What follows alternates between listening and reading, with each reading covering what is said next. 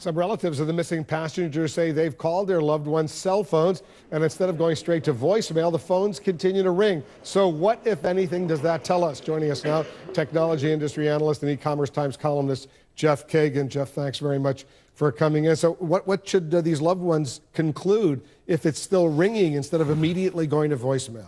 This is one of the sad parts about the technology. The way the cell phone network works, it's not connecting with a phone.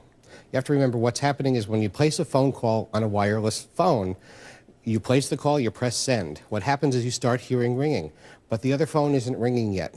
The network has to find the phone, and then they have to send the call there.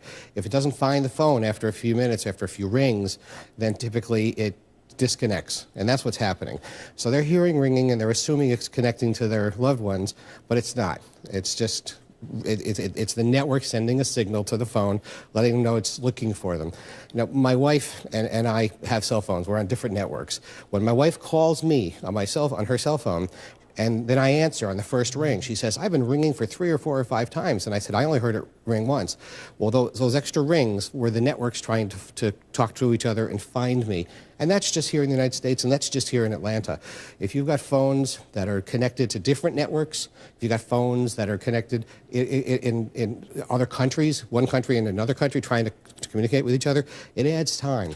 Because some people have tweeted me and said, in order for the phones to keep on ringing, the phone has to be either on land, near some cell tower, or not far off of land, a few miles into the water. What do you make of that? And the battery has to be able to last. You know, most smartphone batteries don't last more than a day or two. Yeah.